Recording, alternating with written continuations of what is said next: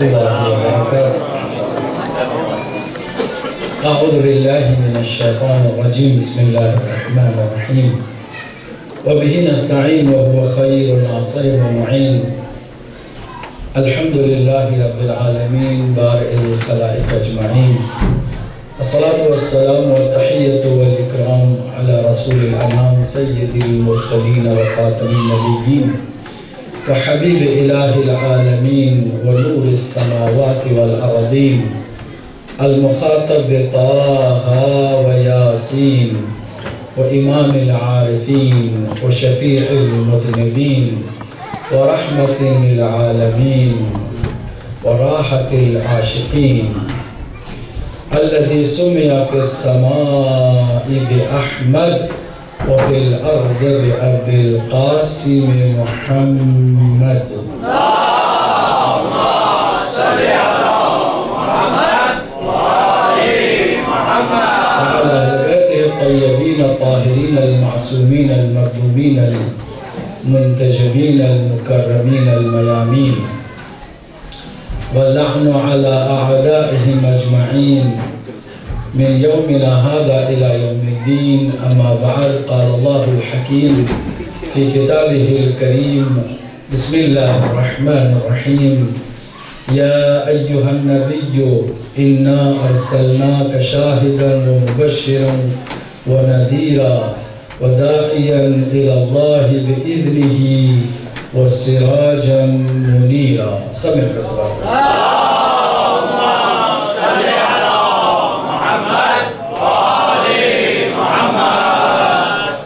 عزیزان ایمان سب سے پہلے ہم حدیث تبریک کو تحنیت پیش کرتے ہیں دو عظیم مناسبتوں پر ایک مناسبت کائنات کا پہلا نور جو نور خدا سے مخلوق بن کر ظاہر ہوا اس نور کے دنیا پر آنے کی مبارکباد اس نور کو لباس بشریت اللہ نے عطا کیا تاکہ انسانوں کے لیے مکمل نمونہ عمل قرار پائے حضرت محمد مصطفیٰ صلی اللہ علیہ وسلم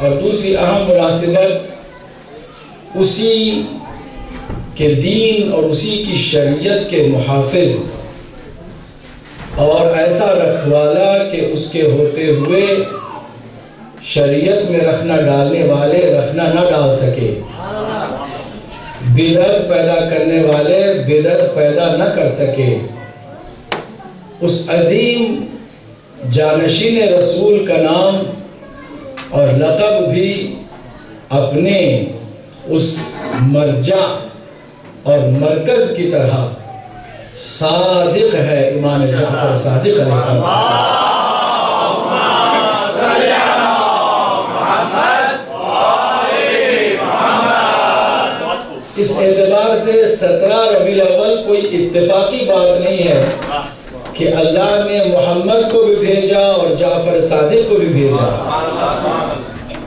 اللہ کے یہاں کوئی ایکسیڈنٹل کام نہیں ہوتے ہیں اللہ کے یہاں حکمت سے بھرے کام ہوتے ہیں اللہ سبحانہ وتعالیٰ کسی کام کو وزڈم سے ہٹ کر نہیں کرتا ہے تو کیا حکمت ہے کہ ایک بانی شریعت ہے اور دوسرا محافظ شریعت ہے دونوں کو دنیا نے صادق مانا ہے دشمن بھی اول کو صادق مانا اور دشمن نے بھی چھٹے کو صادق مانا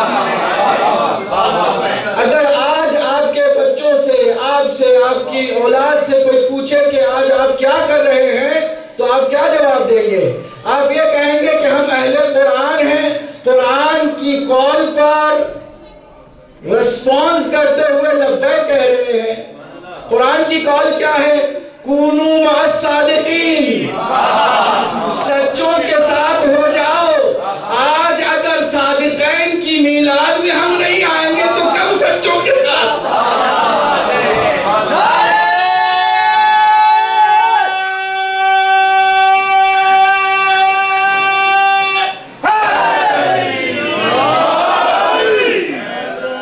سچوں کے ساتھ ہونے کا یہ بہترین انداز ہے کہ ہم دیکھو دو عظیم صادقین کی میلاد میں، بہت خوب قبلہ، بہت خوب، ماشاءاللہ، اور وہ ذکر محمد آل کے ذکر سے ادھورا ہے۔ جہاں کوئی کہتا ہے کہ یہ جو شیعہ ہیں وہ صحیح معنوں میں اللہ کے نبی کا ذکر نہیں کرتے، ہم کہتے ہیں صرف یہی صحیح معنوں میں کر سکتے ہیں، اس لیے کہ جو صحیح معنوں میں آل کو پہچانتا ہے وہی صحیح معنوں میں پیغمبر اسلام کو پہچانتا ہے۔ کہتے ہیں آپ بار بار علی کا ذکر کرتے ہیں، بار بار گھما پھرا کے محفل کہتے ہیں میلاد کی ہے، بیٹھ کے علی کا ذکر، اشعار بھی لاتے وہی امام حسین کے بارے میں، کچھ اور لے کر آؤ۔ ویسے افسوس کی بات ہے کہ آج چھٹے امام کی بھی ولادت کی مناسبت تھی اور ایک بھی شعر نہیں پڑھا گیا، افسوس کی بات ہے کہ نہیں؟ اس میں تو ماننا پڑے گا، خامیوں کو ہم مانیں، کچھ خامیاں ہمارے پاس ہیں، شعراء نے زیادہ زور لگایا ہے بس چند شخصیتوں پر، بھائی ہم پورے چہارہ معصومین کے ماننے والے ہیں اور سب کی عظمت و جلالت کے قائل ہیں۔ ہمارا اعتقاد یہ نہیں ہے کہ امام جعفر صادق کی نعوذ باللہ کوئی فضیلت میں کمی رہ گئی ہے، اگر نہیں ہے تو پھر شعر امام جعفر صادق کے لیے بھی کہنے کی ضرورت ہے، ذاکری کرنے والے امام جعفر صادق کے لیے بھی کچھ کہیں۔ سال میں صرف ایک ولادت اور ایک شہادت کی مناسبت ہے، اس میں بھی اگر ان کا ذکر نہ کریں گے تو پھر ہم کب کریں گے؟ جبکہ ہمارا مذہب بھی جعفری مذہب ہے۔ لیکن ایک شعر بھی نہیں سنایا گیا، ماشاءاللہ پڑھنے والوں کی تعداد بھی بہت زیادہ تھی، اور مجھے تو لگ رہا تھا کہ شاید آئرلینڈ میں یہاں ڈبلن میں رہنے والے سارے ہی پڑھنے والے ہیں۔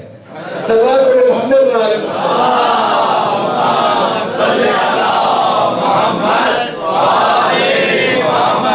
اچھی بات ہے، سب پڑھیں، سب ذاکر ہوں، سب ذکر کریں مولا کا۔ لیکن میں جو عرض کر رہا تھا وہ یہ کہ ہمارے اندر بھی افراط اور تفریط ہے، یہ خامیاں مانتے ہیں، لیکن اس بات کو ہم ماننے کے لیے تیار نہیں ہے کہ جو ذکر اہل بیت کرتے ہیں وہ ذکر رسول نہیں کرتے، یہ بات ہم ماننے کے لیے تیار نہیں ہے، کیونکہ ذکر رسول حقیقت میں ذکر اہل بیت ہی ہے۔ آپ جب نعت پڑھتے ہیں، آپ جب محفلیں سجاتے ہیں تو آپ کا کیا مقصد ہوتا ہے کہ قلب نازنین پیغمبر اکرم کو شاد کرے، خوش کرے۔ بتاؤ پیغمبر اپنی تعریف سن کر زیادہ خوش ہوں گے یا علی کی تعریف سن کر زیادہ خوش ہوں گے؟ مجھے بتاؤ کہ زہرائے اطہر کی بات سن کر زیادہ خوش ہوں گے یا اپنی تعریف سن کر زیادہ خوش ہوں گے؟ حسنین کریمین کی بات سن کر زیادہ خوش ہوں گے یا اپنی تعریف سن کر خوش ہوں گے؟ تو جب مانو گے یہ کہ پیغمبر آل کی تعریف کو زیادہ خوش کرے، خوشی محسوس کریں گے تو ہم ایسے ہی کرتے ہیں کہ ذکر نبی کے ساتھ آل کا ذکر کر کے دو طرف ہم خوشیوں کے ماحول کو پیدا کرتے ہیں، نبی کا ذکر کر کے اہل بیت کو خوش کرتے ہیں، اہل بیت کا ذکر کر کے نبی کا خوش کرتے ہیں۔ آپ کو یقین نہیں آتا تو ابو ہریرہ سے پوچھ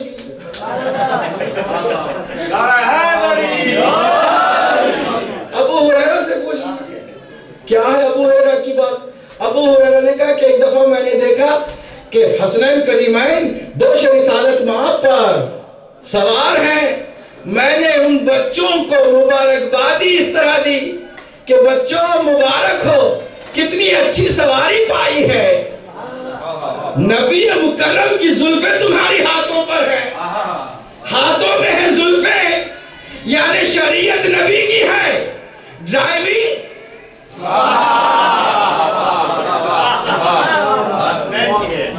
حسنین کریمین کی ہے، تعریف کس کی انڈائریکٹ نبی کی تعریف بھی ہے، کیا کہ کتنے اچھی سواری آپ کو ملی۔ پیغمبر اکرم نے بات کو اس سے آگے کی سنا کر کے ثابت کر دیا کہ خالی میری تعریف سے میں زیادہ خوش نہیں ہوتا ہوں، ان کی بھی تعریف کرو۔ تم یہ کیوں نہیں کہتے کہ نبی کو کتنے اچھے سوار ملے؟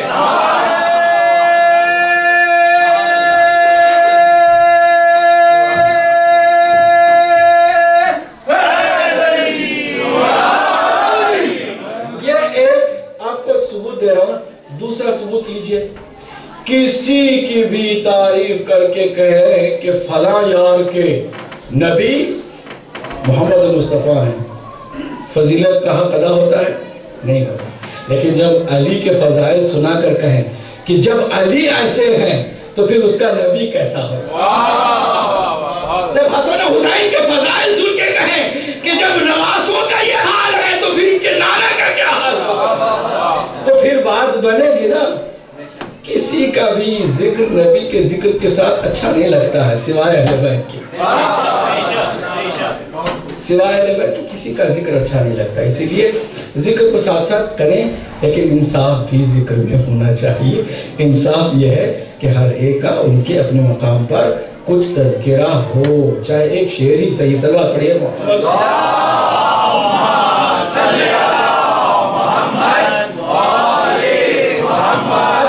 حاصل کرنے کے لیے، چونکہ ہم آتے ہیں نا محفلوں میں تو مقصد ہمارا صرف یہ نہیں ہوتا ہے کہ فریش ہو کر چند فضائل کی باتیں سن کے واقع اپنے دل کو ایمان کی گرمی سے گرمائیں اور یہاں سے چلے جائیں۔ اس کے علاوہ بھی کچھ اور کرنا ہے ہمیں، اور وہ یہ کہ نبی مکرم صلی اللہ علیہ وآلہ وسلم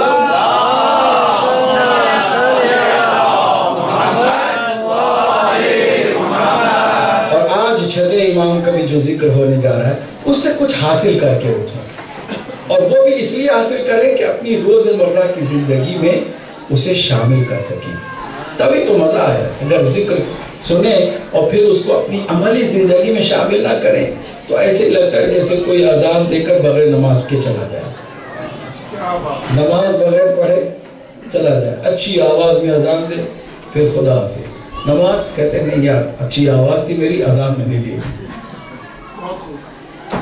کام اس سے نہیں آگے بڑھتا۔ اذان دی ہے تو نماز بھی پڑھنی پڑے گی، محفل سجائی ہے تو زندگی میں ان کے کردار کو اپنانا بھی پڑے گا۔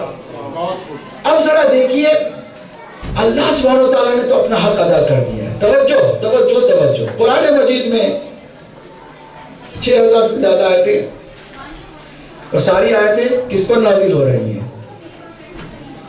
محمد مصطفیٰ صلی اللہ علیہ وآلہ وسلم۔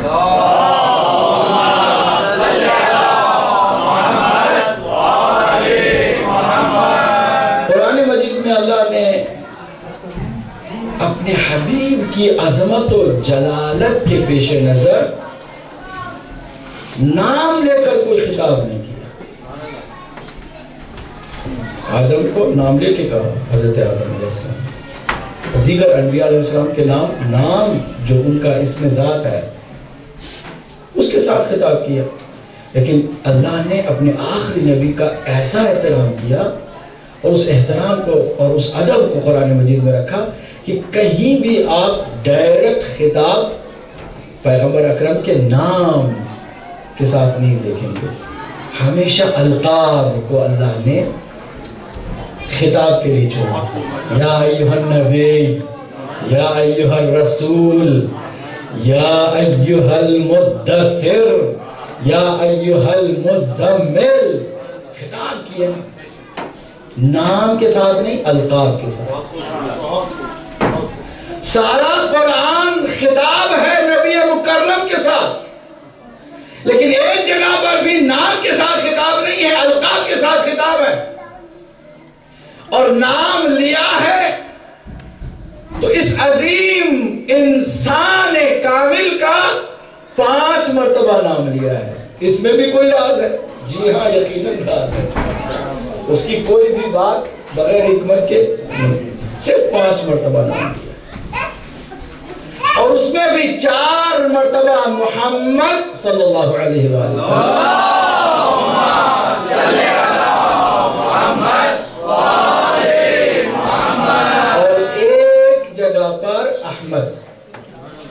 سورہ آل عمران، سورہ احزاب، سورہ فتح اور خود سورہ محمد میں 4 مرتبہ محمد آیا ہے، اور 1 مرتبہ سورہ صف میں حضرت عیسیٰ علیہ السلام کے زبانی کہ انہوں نے اپنے حواریوں کو بشارت دی کہ میرے بعد ایک ایسا نبی آنے والا ہے کہ جس کی ہم ساری غلامی کریں، ہم سب کا آقا و مولا آنے والا ہے. میں تمہیں خوشخبری دیتا ہوں کہ اس کا نام احمد ہوگا. محمد والا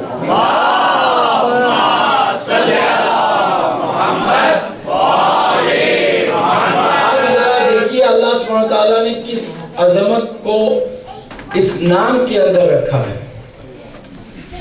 پہلی بات تو یہ کہ پوری دنیا عرب میں یہ نام عربی زبان کا نام کسی کے لیے استعمال نہیں ہوا. اللہ نے اسے ایسے محفوظ رکھا کہ صرف ایک ہی ہوگا کائنات میں جس کا نام محمد صلی اللہ علیہ وسلم.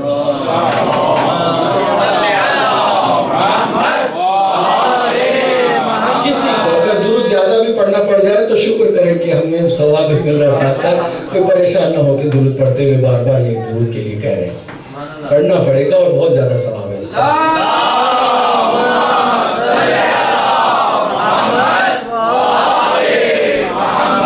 توجہ سے سنیے, توجہ سے سنیے. ہمارے لیے کیا حکم ہے کہ ہم کہہ سکتے ہیں جب اللہ نہیں کہتا؟ نہیں کہنے میں کوئی حرج نہیں, لیکن احترام کے لیے صلی اللہ علیہ وآلہ وسلم ساتھ میں ضرور کہنا چاہیے. جب بھی یہ عظیم اسم ذات کا زبان پر تلفظ ہو ہمیں کہنا چاہیے صلی اللہ علیہ وآلہ وسلم یا درود پڑھنا چاہیے اللہم صلی علی محمد و آل محمد. ایک اور بات,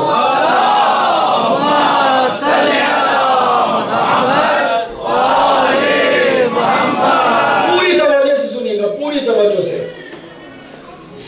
کائنات پوری عربی زبان پر ناز کرنے والے فصحا اور بلغاء, عربی زبان کی گرامر پر عبور رکھنے والے بڑے بڑے شعراء ہر لفظ کا استعمال کر سکے. اگر نہیں کر سکے تو یہ لفظ کا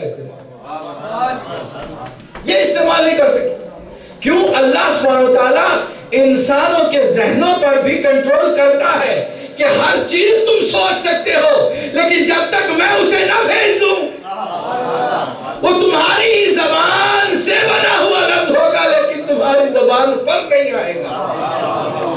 توجہ کریں آپ, تمہاری زبان سے لفظ ہے لیکن تمہاری زبان پر وہ نہیں ہے.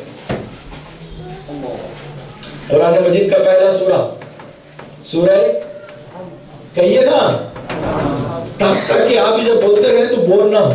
اگر ایک طرف سے سنیں گے نا تو بہت جلد بور ہو جائیں گے. تو دونوں طرف سے ہونی چاہیے. پہلا سورہ کیا ہے؟ سورہ حمد. حمد کسے کہتے ہیں؟ ایسی تعریف, خالی تعریف نہیں, ایسی تعریف کہ جو کسی اور کے لیے ممکن ہی نہیں ہے. ثنا تعریف آپ کے لیے بھی, میرے لیے بھی, سب کے لیے بھی. عربی لفظ ہے ثنا بھی. اور بھی بہت سارے الفاظ تعریف کے لیے, لیکن ہم جب کہیں گے نا تو یہ ایسی تعریف کہ جو کسی اور کے لیے نہیں ہے, صرف اس کے لیے. اسی لیے کہا گیا ہے پہلی آیت الحمد للہ رب العالمین. تمام تعریفیں مخصوص ہیں. All praises belongs to Allah subhanahu wa ta'ala, dedicated to Allah subhanahu wa ta'ala. It is completely for Allah subhanahu wa ta'ala. ہر ایک کی دنیا میں جس چیز کی بھی آپ تعریف کریں نا, حقیقت میں کس کی تعریف ہے وہ؟ اللہ کی. کیوں؟ اس لیے کہ جو کچھ بھی ہے آپ کا اپنا کمال نہیں ہے, اس نے دیا ہے. حسن ہے اس کا دیا ہوا, زبان میں تیزی ہے اس کی عطا کردہ دولت ہے. جو کچھ بھی ہے کس کا ہے؟ اس کا ہے. تو جس چیز کی بھی آپ تعریف کر رہے ہیں حقیقت میں کس کی تعریف کر رہے ہیں؟ اللہ سبحانہ تعالیٰ کی. تو اللہ سبحانہ تعالیٰ کی اس پہلی آیت میں اللہ نے اس کی تعریف کا سلیقہ بندوں کو سکھایا کہ دیکھو دنیا میں کسی کی بھی تعریف کسی کے لیے نہیں ہے. کس کے لیے ہے؟ صرف اللہ کے لیے ہے. توجہ کیجئے کتنی عظمت والا نام ہے وہ عظیم نام کہ جو جب تک وہ ظاہر نہیں ہوا 17 ربیع الاول کی صبح تک پہلی عام الفیل کے سال تک وہ نام کسی کی زبان پر کیوں نہیں آیا؟ توجہ سے سنیے کہ تمام تعریفیں کس کے لیے ہیں؟ اللہ کے لیے ہیں. جب تک وہ نہیں آئے گا کہ جس کے لیے اللہ کی تعریف ہے. کیا کر رہے آپ؟ آسان کر دوں. الحمدللہ رب العالمین. تمام تعریفیں کس کے لیے ہیں؟ اللہ کے لیے ہیں. تمام تعریفیں اللہ کے لیے ہیں اور اللہ کی تعریف ایک کے لیے جس کا نام محمد صلی اللہ علیہ وسلم. محمد و آل محمد بلندر صلوات.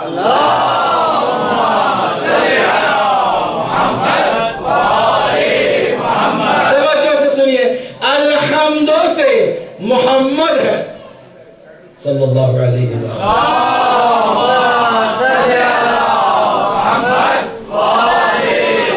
جس کو کہتے ہیں عربی زبان میں ہے وہ کہ جس کی تعریف وہ کرے جو کائنات کی تعریفوں کا حقدار ہے.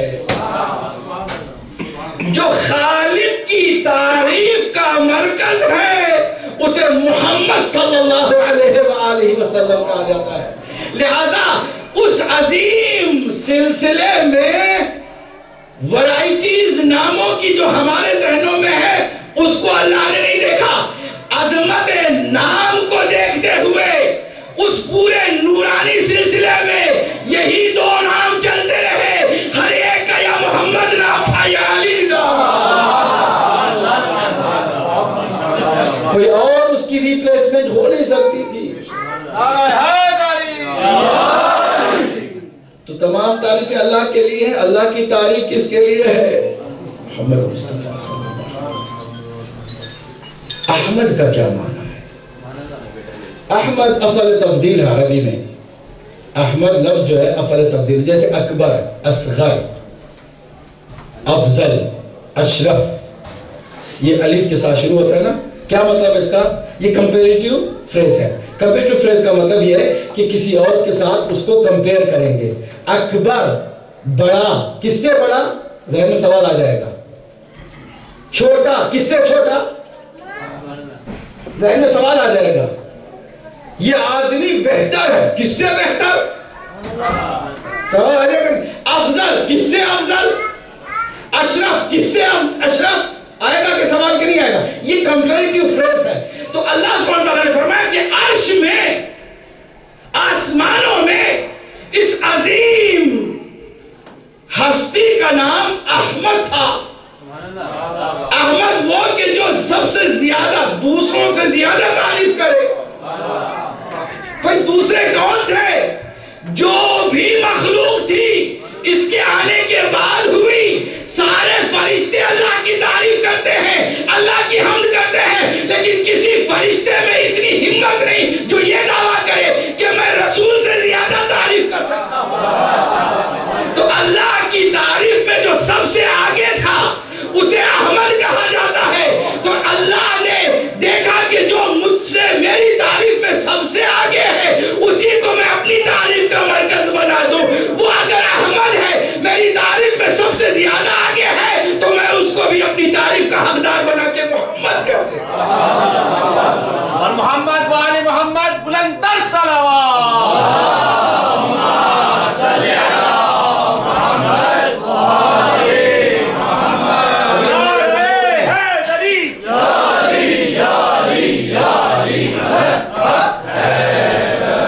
ہمارے بزرگ نے ابھی ابتدا میں بہت اچھی گفتگو کی تھی اور اس میں انہوں نے کہا تھا کہ اپنا عقیدہ ہے کہ وہ بشر نہیں ہیں بلکہ مثل بشر ہیں. میں آپ کو بتا دوں کہ وہ بشر ہیں تو ہم ہیں. اگر وہ بشر نہ ہو تو ہمارے لیے نمونہ عمل کیسا؟ ہم ہر بار بہانہ کریں کہ وہ تو نور تھے، ہم تو خاکی. وہ تو بشر ہی نہیں تھے، ان کو کیا پتا کہ بشریت ہوتی کیا ہے، مصیبت انسانوں میں کیا پیدا ہوتی ہے اسے کیا خبر. وہ تو بشر ہی نہیں تھا. نہیں، وہ بشر تھا، لیکن ہر بشر ایک جیسا نہیں ہوتا ہے. بشر بشر میں بڑا فرق ہوتا ہے. جیسے پتھر ایک جیسے نہیں ہوتے، پتھر پتھر میں بھی فرق ہوتا ہے. ایک ایسا پتھر ہے جو قسمت میں پڑ جاتا ہے اور ایک ایسا پتھر ہے جو قسمت کو جگہ دیتا ہے.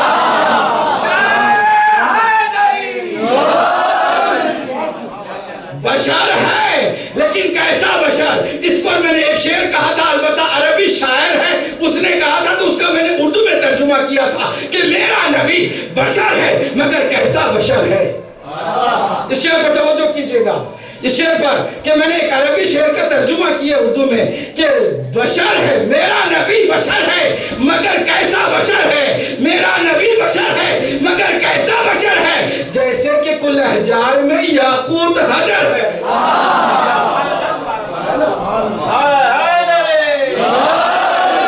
ایک پتھر وہ کہ جس کے اندر کوئی نور نہیں، ایک وہ پتھر کہ جس کے اندر روشنی ہوتی ہے. ہیرا میں روشنی ہوتی ہے، ہیرے میں روشنی ہوتی ہے، یاقوت میں روشنی ہوتی ہے، اور جتنے بھی قیمتی پتھر ہوتے ہیں اس کے اندر روشنی ہوتی ہے. تبھی تو دیگر پتھروں سے اسے الگ کر کے کوئی سینے سے لگاتا ہے، کوئی تاج میں سجاتا ہے، کوئی اس کو عظمت کے ساتھ احترام کے ساتھ اپنی جگہ پہ حفاظت کے ساتھ رکھتا ہے. کیوں؟ اس لیے کہ یہ عام پتھر نہیں ہے کہ جس کی ٹھوکر سے آپ گر جائیں. ایک تو راستے میں پڑا ہوا پتھر ہے اور ایک جو تاج پر سجا ہوا پتھر ہے. کیا سب برابر ہوتے ہیں؟ نہیں ہوتے. تو بشر ہیں اس لیے ہیں کہ وہ آئے ہیں ہماری ہدایت کے لیے، وہ آئے ہیں ہمارے لیے نمونے عمل بننے کے لیے، وہ آئے ہیں ہمارے لیے رول ماڈل بننے کے لیے. اس میں کوئی تضاد نہیں ہے کہ وہ نوری بھی ہو اور بشر بھی ہو. اس میں کوئی متضاد بات نہیں ہے، اس میں کوئی کانٹریڈکٹری نہیں ہے کہ کوئی نوری ہو اور بشر بھی ہو. اس میں کوئی کانٹریڈکشن نہیں ہے. کیوں؟ اس لیے کہ اللہ سبحانہ وتعالیٰ نے انسانوں کی رہنمائی اور ہدایت کے لیے اس نور کو لباس بشر عطا کیا. وہ بشری تقاضوں کے ساتھ رہے اور وہ جو اللہ سبحانہ وتعالیٰ نے قرآن مجید میں کہلوایا خود نہیں کہا. قُلْ إِنَّمَا أَنَا بَشَرٌ مِثْلُكُمْ. اے حبیب کہہ دیجئے کہ میں بھی تمہاری طرح بشر ہوں. کیا مطلب ہے اس کا؟ پہلی بات تو یہ کہ اللہ خود کیوں نہیں کہہ رہا کہ حبیب تم بشر ہو؟ اللہ نے نہیں کہا. کیوں؟ اسے کہ جانا ہے نا، سمجھنا ہے تو قرآن کو دیکھو. قرآن میں اللہ نے کیا کہا؟ جب بھی اللہ نے خطاب کیا کبھی نبی کو بشر کہہ کے خطاب نہیں کیا. قَدْ جَاءَكُم مِّنَ اللَّهِ نُورٌ وَكِتَابٌ مُبِينٌ. تمہارے درمیان نور آیا ہے اور اللہ کی کتاب آئی ہے. کبھی کہا کہ وہ سراج منیر ہے، کبھی کہا وہ شاہد ہے، کبھی کہا مبشر ہے، کبھی بشیر کہا، کبھی مزمل کہا، کبھی مدثر کہا، کبھی کہا اِنَّكَ لَعَلَىٰ خُلُقٍ عَظِيمٍ، کبھی کہا وَمَا أَرْسَلْنَاكَ إِلَّا رَحْمَةً لِلْعَالَمِينَ، کبھی اس کو شفیع کہا، کبھی اس کو شافع کہا، کبھی اس کو عظمت والا ہادی کہا، کبھی اس کو سراج منیر کہا. مختلف القاب دیے لیکن بشر اللہ نے اپنی زبان سے اسے نہیں کہا. کیوں؟ اس لیے کہ اسے معلوم ہے کہ وہ نور اول ہے، میں نے اپنے نور سے اسے پیدا کیا ہے. اب اس نور کو میں کیا کروں گا؟ انسانوں کی ہدایت کے لیے لباس بشر دے کر بشری تقاضوں کے ساتھ بھیجوں گا. تو پھر اس کا احسان تمام انسانوں پر ہوگا. لیکن نیچے سے اوپر جائے گا تو خوشی محسوس کرے گا کوئی، لیکن اس کو کہا جائے کہ تم اوپر سے نیچے جاؤ تو اس کے لیے تو خوشی کی بات نہیں ہے نا کہ کوئی اوپر سے نیچے آئے. جیسے قرآن لوح محفوظ کو چھوڑ کر ہماری ہدایت کے لیے زمین پر آ گیا، ویسے اس نے بھی اس عرش کو چھوڑ کر ہماری ہدایت کے لیے بشری لباس پہن کر ہمارے ساتھ ہو گیا، ہماری نیچے زمین پر آ گیا. اس کا احسان ہے بشریت پر. تو بشر بھی ہے لیکن کیسا بشر ہے؟ وہ بھی بشر ہے. پتھروں میں بھی جیسے یاقوت حجر ہے، پتھر ہے، اس طرح ہے. تو کوئی ایسی بات نہیں ہے کہ بشر ہونا کوئی بری بات ہو. ہم ان کے نقش قدم پر چلیں گے تو پھر فرشتے جو نوری مخلوق ہیں وہ آپ کی خدمت کے لیے بے چین ہوں گے. اور کیا چاہیے آپ کو؟ نعرہ تکبیر، اللہ اکبر، نعرہ رسالت، یا رسول اللہ، نعرہ حیدری، اور محمد والے محمد بلند تر صلوات، اللہم صلی علی محمد. مکمل نمونہ عمل ہے. لقد کان لکم، قرآن مجید ہے، سورہ احزاب پھر میں پڑھ رہا ہوں. لقد کان لکم فی رسول اللہ اسوۃ حسنہ، تمہارے لیے بہترین نمونہ عمل رسول اللہ کی ذات ہے صلی اللہ علیہ وسلم.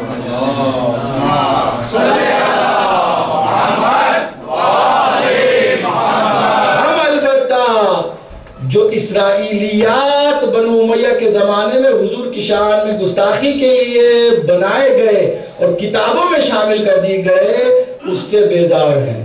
ہم نبی کو صحیح معنوں میں اہل بیت سے سمجھنے کی کوشش کریں گے تو گمراہی سے بچیں گے. اگر کہیں اور سے سیکھنے کی کوشش کریں گے تو حضور کو بھی انہوں نے تقسیم کر دیا ہے. ان کی اپنی ذاتی زندگی، ان کی پرائیویٹ لائف، ان کی شرعی زندگی، ان کے وحی کی زندگی حضور کو تقسیم کر دیا ہے. جبکہ قرآن نے کہا وَمَا مُحَمَّدٌ إِلَّا رَسُولٌ، محمد سوائے اللہ کے رسول کے کچھ نہیں ہے، یعنی سراپا رسول ہیں. ان کی اپنی کوئی نجی زندگی نہیں ہوتی، ان کی کوئی پرائیویٹ لائف نہیں ہوتی. وہ گھر میں بھی ہوں گے تو رسول ہیں، بستر پہ بھی ہوں گے تو رسول ہیں، میدان جنگ میں بھی ہوں گے تو رسول ہیں، مصلی پہ بھی ہوں گے تو رسول ہیں، کسی کو سینے سے لگاتے بھی ہیں تو رسول ہیں، کسی کو اٹھاتے بھی ہیں تو رسول ہیں، اور کسی کو باہر نکالتے بھی ہیں تو رسول ہیں.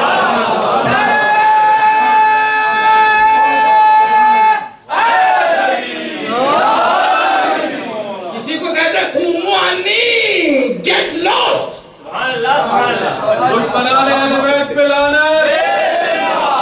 وہ بھی رسول ہیں، اللہ کے حکم سے کر رہے ہیں.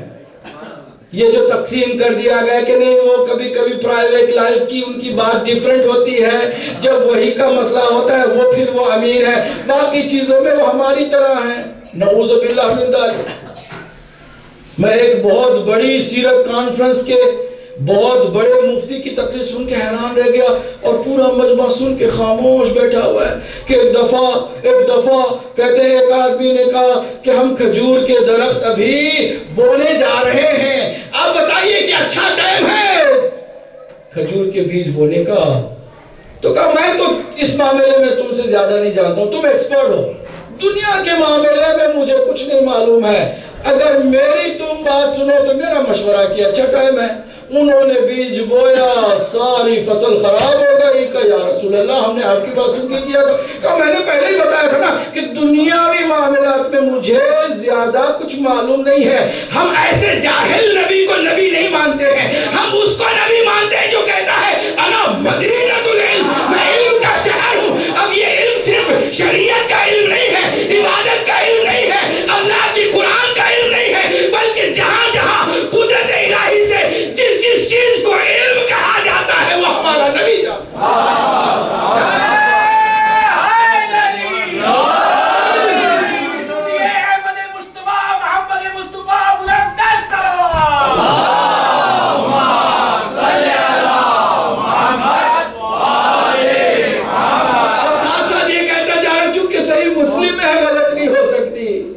صحیح میں ہے غلط نہیں ہو سکتی. ہم کہتے ہیں ساری چیزیں تو غلط ہے جسے تم صحیح سمجھتے ہیں. پرابلم یہ ہے کہ ہم نبی سے بڑھ کر کسی راوی کو نہ مانتے ہیں نہ کسی کتاب کو مانتے ہیں. نبی کو جب اللہ نے کہا وما ینطق عن الہوی، وہ تو بات بھی اپنی طرف سے نہیں کرتا ہے، وہ بات بھی نہیں کرتا ہے. یہی فرق ہے ہم میں اور نبی میں. توجہ سے سنیے گا، ہم میں اور نبی میں فرق یہ ہے کہ نبی خاموش ہوتا ہے، توجہ، اور جب بولتا ہے تو جو بھی بولے وہ حدیث کہلاتی ہے. کیونکہ وہ اللہ کے ارادے سے، اس کی مرضی سے کبھی نہیں بولتا. نیویگیٹر یوز کرتے ہیں آپ؟ کرتے ہیں نا. آپ نے ایڈریس فیڈ کیا، آپ کو جانا ہے، اب آپ کو رہنمائی کی ضرورت ہے، گائیڈنس کی ضرورت ہے، آپ کو ہدایت کی ضرورت ہے. آپ راستے سے واقف نہیں ہیں، ایڈریس سے واقف نہیں ہیں. توجہ، آپ ایڈریس سے واقف نہیں ہیں، راستہ نہیں جانتے ہیں، آپ جانا بھی چاہتے ہیں اور بغیر کسی پریشانی کے جانا چاہتے ہیں. پرابلم آپ کو نہیں ہونی چاہیے، اس لیے آپ آپ نے نیویگیٹر خریدا، آپ نے ایڈریس فیڈ کیا، تھوڑی دیر انتظار کیا، کیوں؟ کہ پہلے وہ سیٹلائٹ سے کنیکٹ تو ہو جائے،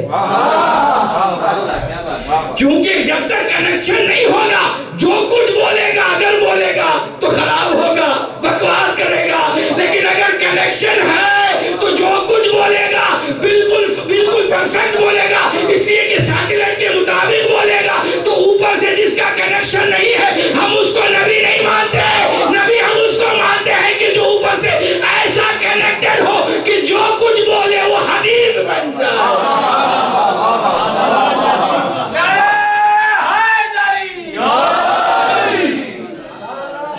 نبی مکرم وما ينطق عن الهوى ان هو الا وحی یوحی، کلام نہیں کرتا اپنی طرف سے کوئی۔ کہتے نہیں ان کی نجی زندگی الگ ہے، وہ الگ ہے، یہ نہیں ہے، ہمارا نبی ایسا نہیں ہے۔ وما محمد الا رسول، سوائے رسول کے کچھ، سراپا رسول ہے، کمپلیٹ ہے۔ اور یہ بھی نہیں کہ 40 سال کے بعد رسول ہے، وہ تو آپ کو ڈسکور ہوا کہ وہ نبی ہے، توجہ، وہ تو آپ کو پتا چلا کہ وہ اعلان رسالت کر رہا ہے، ورنہ 40 سال کے بعد نبی نہیں ہوا ہے، رسول نہیں ہوا ہے۔ وہ خود فرماتے ہیں کنت نبیا وآدم بین الماء والطین، میں اس وقت بھی نبی تھا جب آدم آب و گل کے درمیان تھے۔ یہ کیوں کہا جا رہا ہے؟ ہماری سمجھ کے لیے، ہم سمجھ نہیں سکتے، اس سے پہلے کہ کوئی بھی انسیڈنٹ بتاتے ہماری سمجھ میں نہ آتی، کیونکہ وہ جب سے ہیں ہمیں نہیں پتا کب سے ہے۔ کوئی ایسا واقعہ ہو جو ہماری سمجھ میں آئے، ایک واقعہ جو ہماری سمجھ میں آئے، کیونکہ ہم آدمی ہیں، آدم کی اولاد ہیں، آدم کی خلقت کو سمجھ سکتے ہیں۔ اس لیے نبی نے فرمایا کہ میں اس وقت بھی نبی تھا جب آدم ابھی آب و گل کے درمیان تھے، یعنی سمجھ لو کہ میں بہت پہلے سے تھا۔ سلام پڑھے محمد والے۔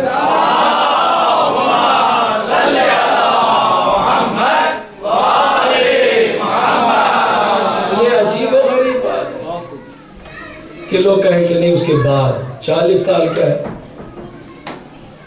ایک طرف سے کہتے ہیں سردار انبیاء بھی ہیں، دوسری میں کہتے ہیں کہ 40 سال کے بعد۔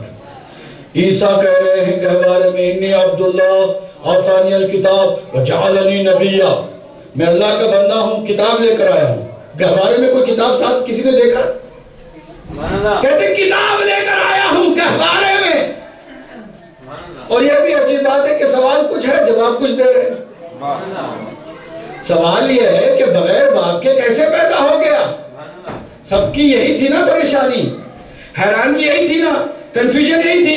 آئے تھے کیا سوال لے کر کہ کیسے پیدا ہو گیا جبکہ اس کا کوئی باپ نظر نہیں آتا، یعنی جناب مریم کی کوئی شادی نہیں ہوئی، کیسے ہو گیا؟ تو مریم سے کہا کہ تم خاموش رہو، بولنے والا وہی ہوگا جو آیا ہے، جو گہوارے میں اشارہ کر فاشارت الیہ، اشارہ کر دیا، تو پھر جواب کیا ہونا چاہیے تھا؟ لوگو میری ماں پاک دامن ہے، یہ کہنا چاہیے تھا نا۔ یہ نہیں کہتے بلکہ کہتے انی عبداللہ آتانی الکتاب وجعلنی نبیہ، میں اللہ کا بندہ ہوں، کتاب لے کر آیا ہوں، اللہ نے مجھے نبی بنایا ہے۔ سب کے سب خاموش ہو گئے، کیوں؟ اس لیے کہ کم از کم وہ اتنا جانتے تھے کہ جب کوئی نبی ہوتا ہے تو کسی ناجائز یا نجس ظلم سے نہیں ہوتا ہے، اس کی ماں بھی پاک دامن ہے اور اس کا پورا سلسلہ بھی صحیح ہے، اور کسی گود میں بھی نجس کے نہیں جا سکتا ہے۔ جب کہہ دیا نبی ہوں تو سارے سوالوں کے جواب مل گئے۔ میں کہوں گا کیسے مسلمان ہے جو سب سے افضل نبی ہے اس کے ماں باپ کے بارے میں بھی شک کرتے ہو، اور جس نے اسے پالا اس عظیم گودی پر بھی شک کرتے ہو؟ سلوات پڑھے محمد والے۔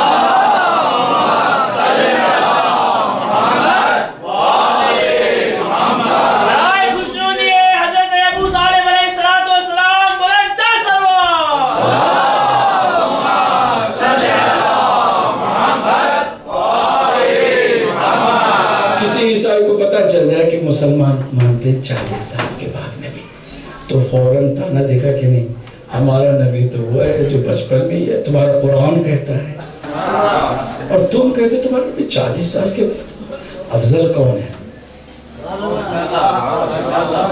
ان کے پاس کچھ دلیل نہیں رہ جاتی. اسی لیے میں نے کہا نا کہ جو اہل بیت سے ہٹ کر نبی کی تعریف کرنا چاہتے نا وہ ہمیشہ گمراہی. صحیح تعریف تو اہل بیت کے گھران کے ساتھ. ویسے بھی نبی مکرم نے ڈکلیئر کر دیا تھا کہ اللہ کو سوائے میرے اور علی کے اور مجھے بھی سوائے اللہ کے اور علی کو بھی سوائے میرے اور تو پھر ہم ان تین عظیم وجود کا ذکر کرنا چاہیں تو کیا کریں؟ نبی کو سمجھنا چاہیں تو خدا اور علی سے پوچھیں, ہے نا. علی کو سمجھنا چاہیں تو کیا کریں؟ خدا اور نبی سے پوچھیں. اور خدا کو سمجھنا ہو تو کس سے پوچھیں؟ یا نبی سے پوچھیں یا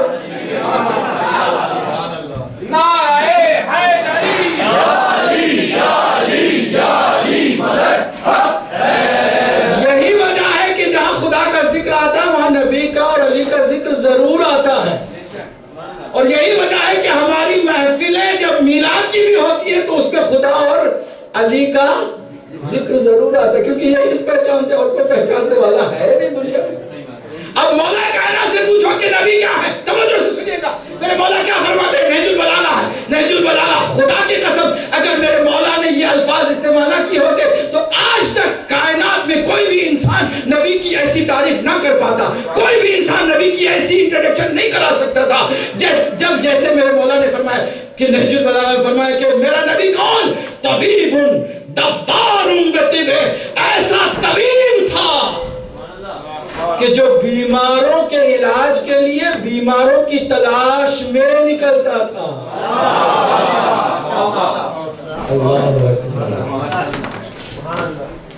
مریض پسند نہیں کر رہا, نہیں چاہتا, گالیاں دے رہا ہے, کوڑا پھینک رہا ہے, گندگی ڈال رہا ہے, لیکن یہ اپنا راستہ نہیں چھوڑتا ہے. وہ آیا ہے تو دشمن کو ختم کرنے کے لیے نہیں, دشمنی کو ختم کرنے کے لیے, کافر کو کاٹنے کے لیے نہیں, کفر کو ختم کرنے کے لیے, مشرک کو سر سے تن جدا کرنے کے لیے نہیں, شرک کو دور کرنے کے لیے. یہی جو مشرک ہے میں اسے موحد کر کے چھوڑوں گا, یہی جو کافر ہے اس کو مومن بنا کے چھوڑوں گا, یہی جو میرا دشمن ہے اپنا دوست بنا کے چھوڑوں گا. ایسا طبیب دوار بطبہ, دوار کا مطلب ہے جو نکلتا ہے علاج کے لیے, طبابت کے ساتھ نکلتا ہے. ایسی تعریف کوئی نبی مکرم کی نہ کر سکتا اگر مولا کائنات نے نہ بتایا ہوتا. جانتے میرے مولا نے ایک اور جملہ کیا کہا ہے؟ قربان جاؤں اس عظیم انٹروڈکشن پر کہ جو میرے مولا نے پیغمبر اکرم کے لیے فرمایا. فرماتے ہیں کہ میں جو شیر خدا ہوں, توجہ سے سنیے گا, میں جو شیر خدا ہوں, دشمن نے کبھی میری پیٹھ نہیں دیکھی, میں نے کسی میدان میں ایک قدم کو پیچھے نہیں ہٹایا. توجہ, کبھی بھی کسی بھی پہلوان کا روب مجھ پر کبھی طاری نہیں ہوا, میں کہیں سے کسی سے مرعوب نہیں ہوا, لیکن جب بھی مجھ جیسے مشکل کشا پر بھی کوئی مشکل آتی تو ایک ہی پناہ میرے لیے تھی, وہ پناہ تھی محمد مصطفیٰ صلی اللہ علیہ وسلم.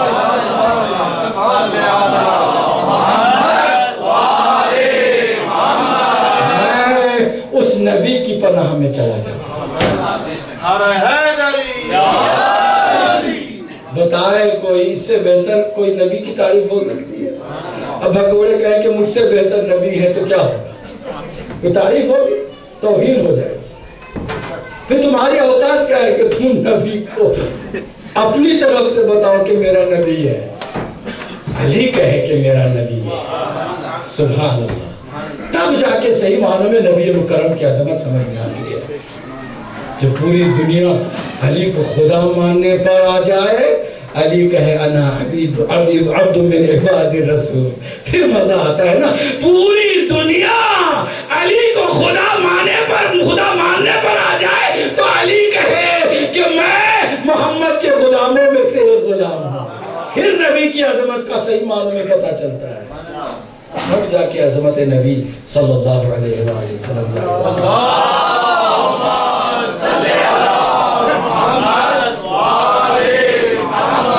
یہ 40 سال کا چکر کیا ہے پھر؟ اگر نبی پہلے سے تھے، آدم نے، حضرت عیسیٰ نے اعلان کر دیا، حضرت یحییٰ نے بھی بچپن میں ہی کہہ دیا، تو حضور بھی پہلے ہی دن سے شروع ہو جاتے؟ نہیں، کیونکہ حضور کا جو مشن ہے دیگر انبیاء سے ہٹ کر ہے۔ توجہ سے سنیے، آپ کو معلوم ہونا چاہیے کہ ہمارے نبی مکرم نے 40 سال کیوں انتظار کیا؟ نبی ہو کر بھی بولتے نہیں ہیں کہ میں نبی ہوں، رسول ہو کر بھی رسالت کا اعلان نہیں کرتے جب تک کہ 40 سال مکمل نہیں ہوتے۔ کیوں؟ توجہ، ہر نبی کا کام بہت سمپل، شارٹ، وقتیہ۔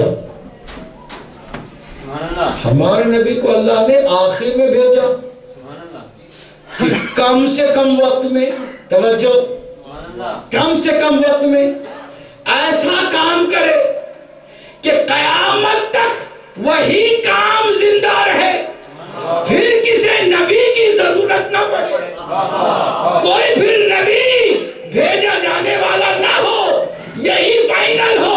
یہ ایسا کام کرے کہ پھر کسی کام کی ضرورت نہ رہ جائے، قیامت تک اسی کا دین چلتا رہے، قیامت تک اسی کا قانون ویلڈ رہے، قیامت تک اسی کی شریعت کا ڈنکا بجتا رہے، قیامت تک اسی کی سنت پر عمل کیا جائے، صرف اسی کی بتائی ہوئی باتوں سے نجات ملتی رہے۔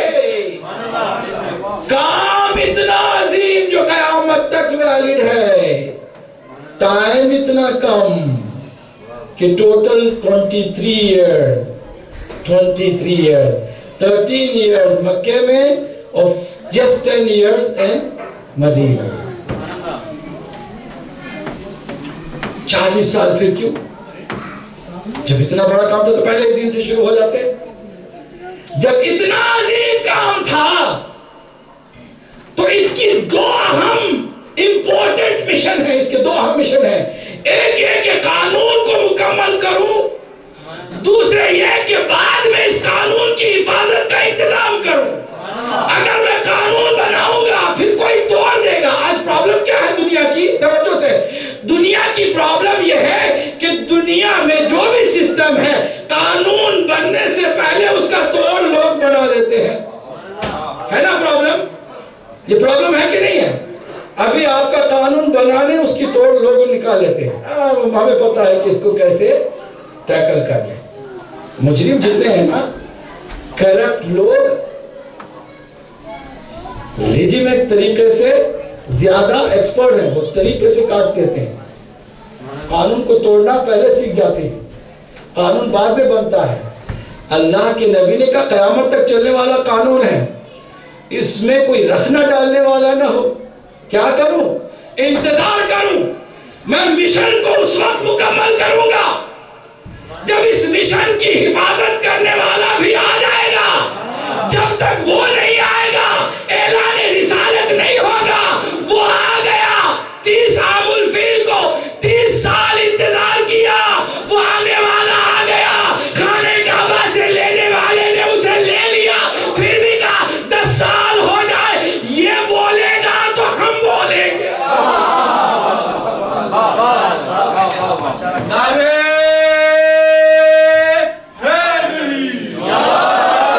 دنیا کے قانون میں اور اللہ کے قانون میں یہی فرق ہے کہ دنیا کے قانون بنانے والے ابھی بناتے ہی نہیں ہیں کہ توڑ نکالنے والے نکال لیتے ہیں، کرپٹ لوگ بہت آگے نکلے ہوئے۔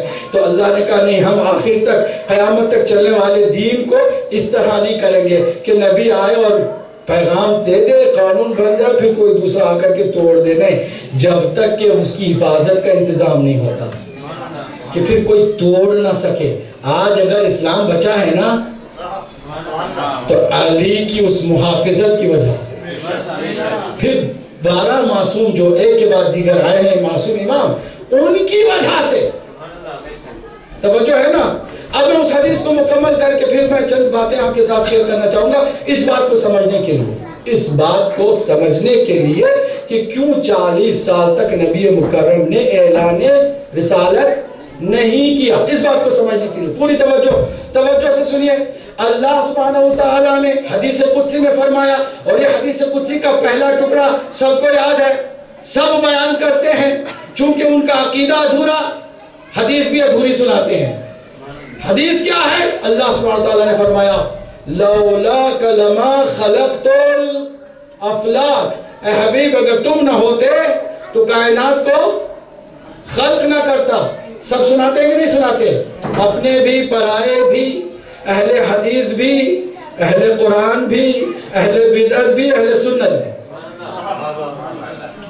چل رہے ہیں نا میرے ساتھ؟ سب سناتے ہیں کیا کہ حضور کے لیے اللہ نے فرمایا کہ اگر تم نہ ہوتے تو کائنات کو خلق نہ کرتا. حدیث ادھوری ہے.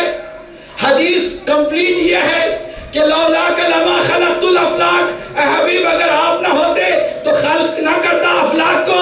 ولولا علی لما خلقتک, اور اگر علی نہ ہوتے تو آپ کو بھی خلق نہ کرتا. ولولا الفاطمہ لما خلقتکما, اور اگر فاطمہ نہ ہوتی تو آپ دونوں کو خلق نہ کرتا. پاک سلام اللہ علیہ بلند ترین صلوات.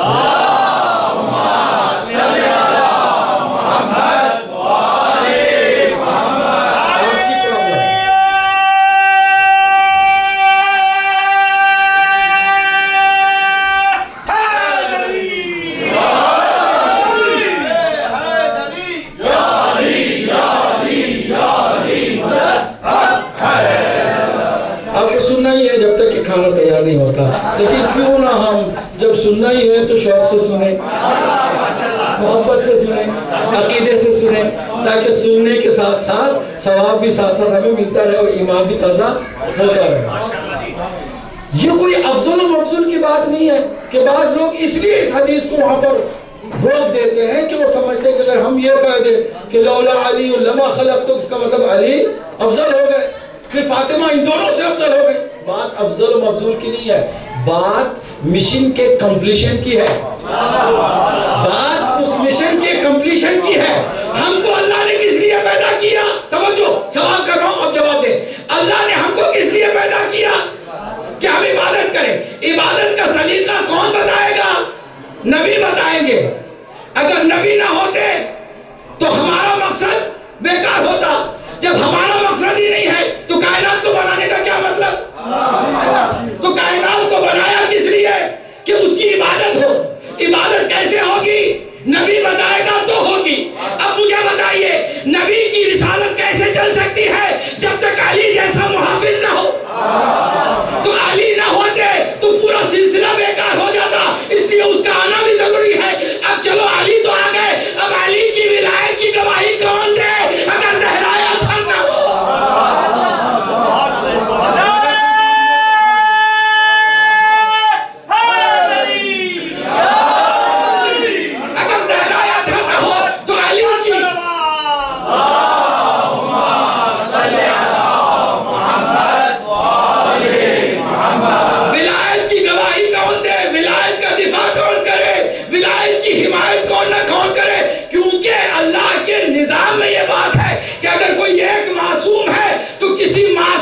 گواہی کا ہونا بھی ضروری ہے. اگر علی نہ ہوتے نا تو نبی کی گواہی پوری دنیا دیتی, پھر بھی انکمپلیٹ ہوتی, کیونکہ کوئی معصوم نہیں ہے جو اس کی گواہی دیتا. اس لیے اللہ کے نبی نے انتظار کیا جب تک کہ کوئی معصوم گواہ علی کی شکل میں نہیں آ جاتا.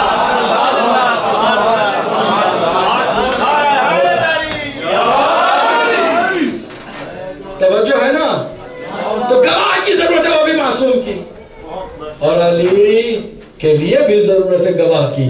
سیدہ ولایت کی پہلی مدافعہ ہے, سیدہ مرکز عصمت و طہارت ہے. اور خالی یہی بات نہیں ہے کہ علی کی ولایت کی ضرورت ہے, بلکہ دیگر 11 اماموں کے لیے کوئی ایسی ماں تو ہو جس کے باپ میں وہ عظمت ہے, جس کے شوہر میں وہ عظمت ہے, تو اولاد میں بھی وہ عظمت منتقل کرنے والی ایسی ماں ہو جسے ام الائمہ کہا جاتا ہے. فاطمہ الزہرا سلام اللہ علیہ بلند ترین صلوات. اللہم صلی علی محمد.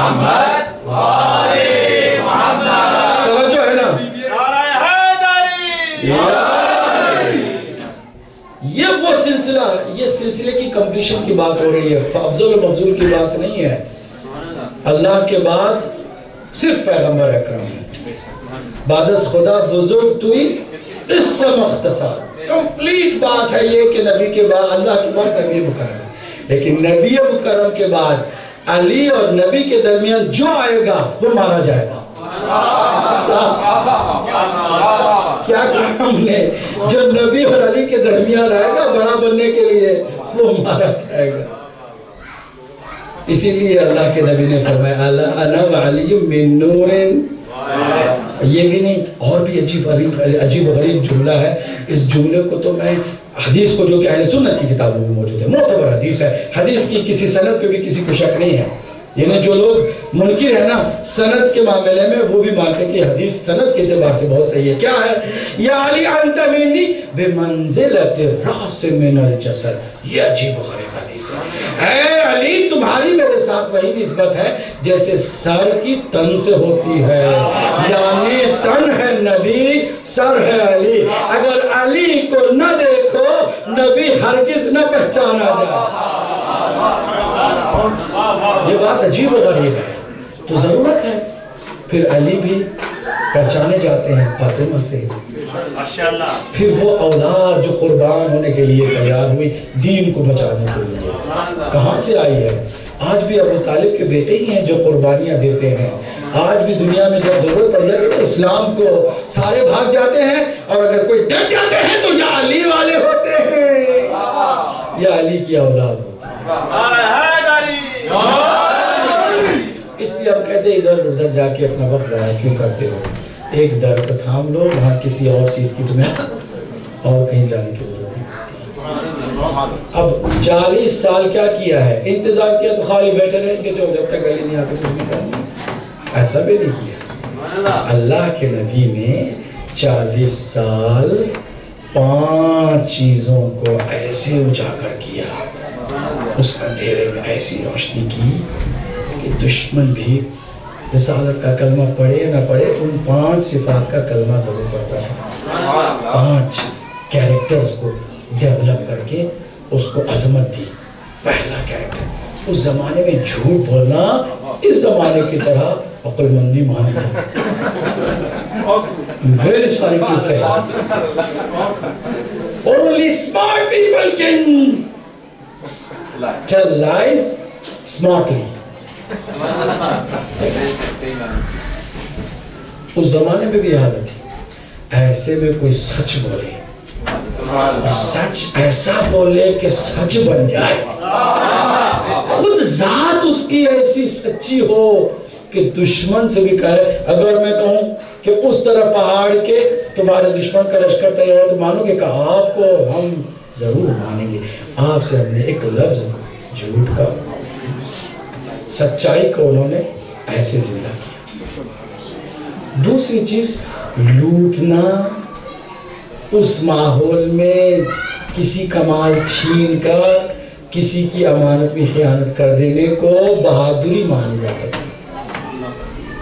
اس زمانے میں اس نے کیا کیا؟ امانت داری، ایسی امانت داری کہ مشرکین نے اپنی ہر امانت کو آسانی کے ساتھ ان کے حوالے کی۔ اس کا دین الگ ہو سکتا ہے، اس کا خدا الگ ہو سکتا ہے، یہ بتوں کی پوجا نہیں کرتا، لیکن کبھی امانت بھی خیانت نہیں۔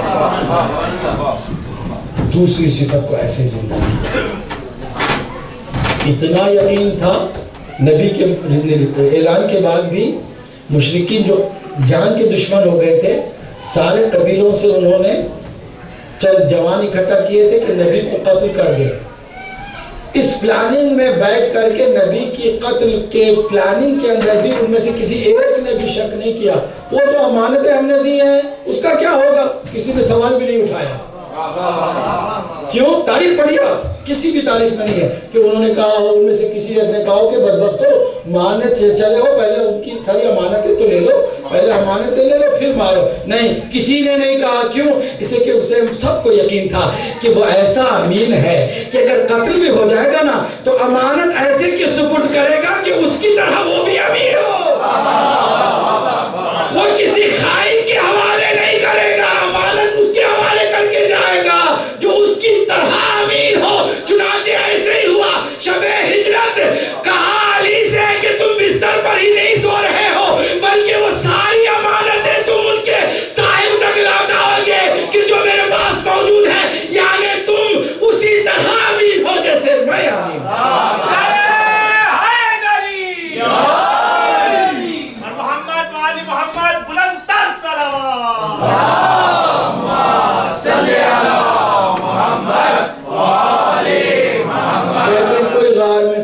کوئی بستر پہ تھا تو دونوں کی فضیلت ہے.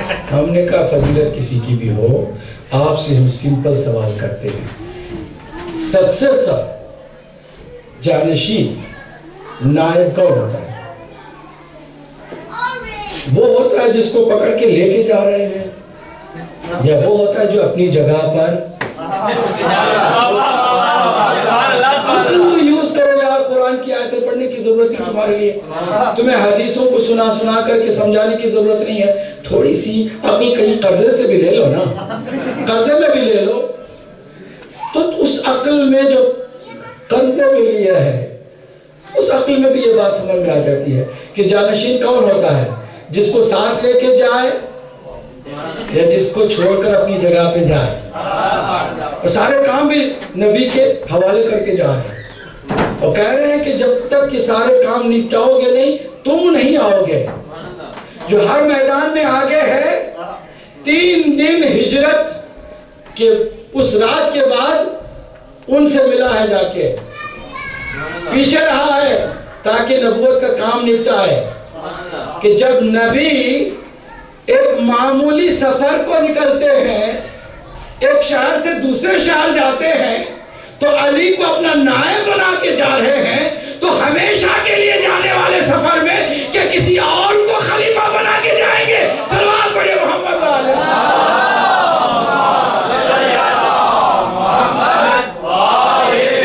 میں یہ کیوں عرض کر رہا ہوں کہ 5 صفات کو اجاگر کیا تاکہ آج ہم چاہیں نہ کہ دنیا میں کامیاب ہیں.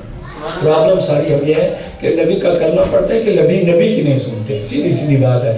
علی کی بات کرتے علی کو مانتے ہیں کہ علی کی نہیں مانتے.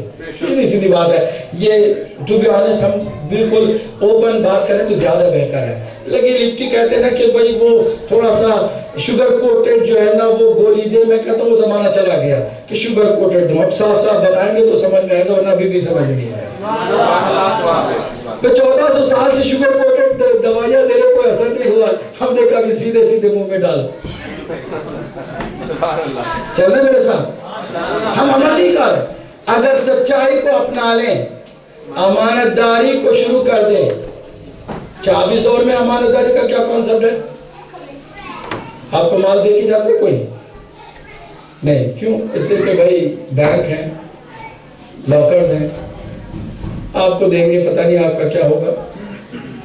سیف جگہ وہ ہے، آپ کو پیسے تو نہیں دیں گے لیکن پھر بھی آپ امین کس طرح ہوں گے؟ 3 کاموں سے. نمبر 1، کسی نے آپ سے آ کے کہا یار میری یہ پرابلم ہے، پلیز کسی سے نہ کہنا. آپ نے کہا اچھی بات ہے، نہیں کرتے. سنا اس نے سنا لیا. وہ ادھر سے گیا نہیں، فون بنا. بیگم پتا ہے فلاں کا محشر ہو گیا. بیگم کو سنایا، پھر کچھ نہیں. اس نے پوچھا یار تم نے کیا کیا؟ سارا شہر ڈنڈورا پیٹ دیا. کیوں کیا؟ میں نے کسی سے، قسم لے لو میں نے کسی سے نہیں کہا. پھر کس سے کہا؟ بیگم سے. پھر چھپایا کس سے؟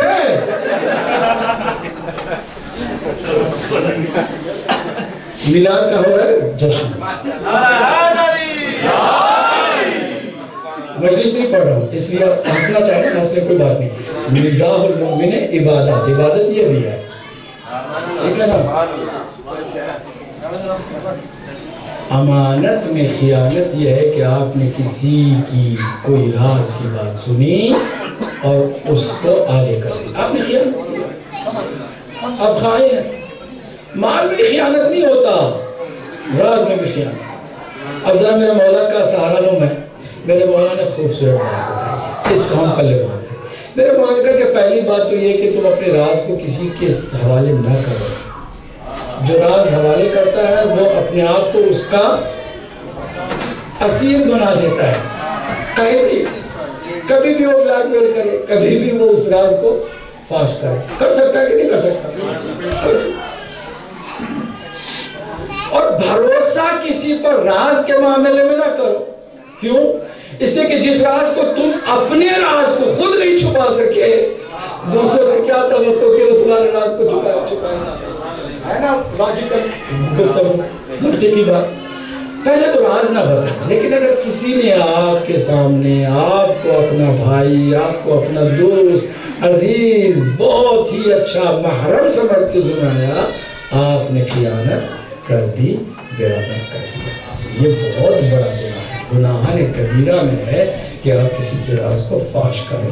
تو امانت داری یہ ہے کہ آپ پہلے تو راز نہ سنیں کسی کا، بعض لوگ جب سنتے ہیں تو چسکے لے لیتے ہیں، اچھا یہ سب ہوا، ایسا ہوا، اس کے بعد کیا ساری داستان، پھر اس کے بعد بیچارے کا حال خراب۔ دوسری چیز ہے ناموس میں خیانت۔ کوئی کہہ رہا ہے کہ بھائی میں جا رہا ہوں پاکستان، میرا گھر ہے، میں بیوی کو لے کے نہیں جا سکتا، میرے بچوں کو لے کے نہیں جا سکتا، یا پھر بیٹی ہے، بہن ہے، کوئی بھی ہے، ناموس ہے، اس کا خیال رکھنا، کہتا ہے اچھا ٹھیک ہے۔ اس کے بعد جناب فضول بلا وجہ گفتگو کرنا، بلا وجہ ہنسی مذاق کرنا نامحرم ہے، یہ امانت میں خیانت ہے، ناموس کی خیانت ہے۔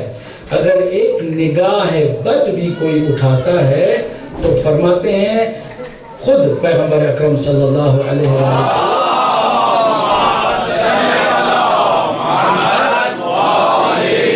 کہ کسی نامحرم کی طرف کھانا تیار ہو گیا کیا؟ چلیے اس دن کو بھی چھوڑ کے تمام کرتے ہیں۔ اچھا چلے، اچھا اوئے ہوئے صلوات تو پڑھیے محمد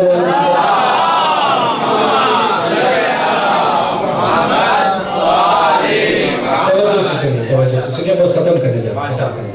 5 چیزیں تو ختم کر لو نا، جیسے کہہ رہے میں چاہ رہا تھا کہ اس کے بعد کی زندگی کے بھی 5 پوائنٹس آپ کو دیں، تو اگر چاہیں تو وہ بھی آپ کے حوالے کر دیں کہ کبھی کبھی موقع ملتا ہے، ویسے بھی اکثر ہم یہاں آتے نہیں ہیں، کوئی بات نہیں۔ تو پہلی چیز کیا ہے؟ صداقت ہے، سچائی، اس کو اپنانا۔ دوسری چیز ہے امانت داری۔ امانت داری مال میں اس وقت کوئی بھی آپ کے حوالے نہیں کرتا کہ آپ امانت داری کریں۔ 3 چیزیں ہیں جس کو سمجھنے کی ضرورت ہے۔ پہلی چیز کیا ہے؟ راز میں امانت داری کرنا۔ دوسری چیز ناموس میں امانت داری کرنا۔ حدیث میں ہے کہ فرمایا کہ ایک نگاہ نامحرم کی طرف کوئی اٹھاتا ہے تو سہمن من سہام شیطان، شیطان کے تیروں میں سے ایک تیر ہے جو آپ کی نگاہ سے نکل جاتا ہے۔ اور خدا کی پناہ کہ اگر اس ایک نگاہ سے ہماری نیت میں کوئی خرابی آئی یا کسی اور کی نیت میں خرابی آئی تو ہم گناہ کبیرہ میں مبتلا ہو جاتے ہیں۔ اس لیے امانت میں خیانت نہیں ہونی چاہیے۔ ناموس کے بارے میں کسی کے بھی کہتے ہیں کہ بدترین مہمان وہ ہے کہ جو کسی کے گھر میں جا کر کے اپنی جگہ خود بنانے کی کوشش کرے۔ بدترین مہمان وہ ہے کہ جو میزبان کی اجازت کے بغیر کسی جگہ پہ بیٹھے۔ میزبان کہہ دو کہ یہاں بیٹھو تو بیٹھنا پڑے گا، یہ نہیں کہ میں وہاں بیٹھا ہوں، میں وہاں بیٹھا ہوں۔ کیوں؟ اسے کہ کہیں کوئی نگاہ نامحرم کی طرف نہ جائے۔ یہ ساری باتیں اخلاقی بھی ساتھ ساتھ ہمارے لیے ضروری ہے، کیونکہ محفلوں کا اصل مقصد یہ ہے کہ ہم سمجھیں اور کچھ اپنے اندر تبدیلی لا کر اٹھیں۔ تو ایک بھی نگاہ نہیں ہونی چاہیے۔ تیسری چیز کہ جس میں خیانت کا امکان ہے اس میں امانت داری کی ضرورت ہے، وہ یہ کہ کوئی استاد ہے کہ جس کے حوالے بچے کر کے کوئی جاتا ہے کہ بھائی آپ اس کو پڑھائیں۔ نرسری ہے، کوئی نرسری کو وہ کرتی ہے، چلاتی ہے خاتون یا کوئی مرد چلاتا ہے، اس کے حوالے بچے کی ہیں۔ یہ بچے امانت ہیں آپ کے پاس، آپ کو دیکھنا ہے کہ کون سی چیز اس کو کھلا رہے ہیں، کون سی چیز آپ اسے سکھا رہے ہیں، کون سی بات اسے بتا رہے ہیں۔ ہے کہ بچوں کو کوئی لے کر کے ان بچوں کے ساتھ خیانت کی جاتی ہے. خیانت یہ نہیں کہ اس کو ابیوز کیا جا رہا ہے، فزیکلی اس کو تکلیف دی جا رہی، نہیں، اس کو غلط بات بتا کر کے میوزک چلا دیا، اس کو میوزک کا اس کا دیوانہ بنا دیا، یا کوئی ایسی بات بتائی کہ جو اس کو دین سے دور کر رہی ہے، یا پھر اس کو بٹھا کر کے کوئی غلط چیز کھلا دی کہ بچے کوئی بات نہیں کھاؤ، یہ چاکلیٹ ہے، کوئی مسئلہ نہیں بچوں کا. دیکھیے حرام کا اثر ہوتا ہے بچوں پر بھی بڑوں پر بھی. یہ نہیں کہ بچے نابالغ ہیں تو اس پر اثر نہیں ہوتا، جو بڑے ہیں انہی پر اثر ہوتا ہے، نہیں، حرام چیز کا اثر بچوں پہ بھی ہوتا ہے اور بڑوں پر بھی ہوتا ہے. تو یہ ساری چیزیں امانت میں خیانت میں آتی ہیں، لہٰذا اس سے ہمیں بچنا چاہیے. یہ 2 پوائنٹس ہو گئے. اللہ کے نبی نے تیسرے کام کو ایسے اس زمانے میں انجام دیا کہ جس زمانے میں اس کا تصور بھی نہیں تھا. وہ کیا ہے؟ صفائی اور پاکیزگی. اس زمانے میں نبی مکرم نے صفائی کا ایسا زبردست سبق دیا کہ جس زمانے میں لوگ نہاتے بھی نہیں تھے. انہی ملکوں میں جا کے ذرا تاریخ کو اٹھا کے دیکھیں، سال میں ایک دفعہ نہا لے تو بہت بڑی بات ہے. عربوں میں جہالت، داڑھی ایسی بڑی کہ بعض لوگوں نے آج بھی نہایت ہی دقیانوسی سوچ کے مطابق سنت کا نام دے دیا، نعوذ باللہ، کہ داڑھی اتنی بڑھاؤ کہ تمہارے لیے پرابلم ہی پرابلم ہو، کہ ٹوائلٹ جاؤ تو داڑھی کو بھی سنبھالو. خدا کے بندو، یہ سنت نہیں ہے کہ تم اپنا حلیہ بگاڑ دو، شیطان بن جاؤ. داڑھی چاہیے لیکن اس طرح نہیں کہ اتنی بڑھا لی ہے کہ جو بھی اس کا آ گئے ہیں، پتہ نہیں کیا کیا مصیبتیں اس کے ساتھ ہیں. نبی مکرم نے صفائی کو، پاکیزگی کو، نظافت کو زندہ کیا. اور میں کچھ عرصے پہلے جب امریکہ میں تھا تو ہیوسٹن میں ایک ڈینٹسٹ شیعہ ہیں، انہوں نے اپنی کلینک میں مجھے لے جا کر کے کتاب دکھائی، کہا کہ ڈینٹسٹ کی دنیا میں، ڈینٹل ورلڈ میں سب نے یہ بات مانی ہے کہ پوری دنیا میں سب سے پہلے دانتوں کی صفائی کو انٹروڈکشن کرانے والا مسلمانوں کا پیغمبر صلی اللہ علیہ وآلہ وسلم.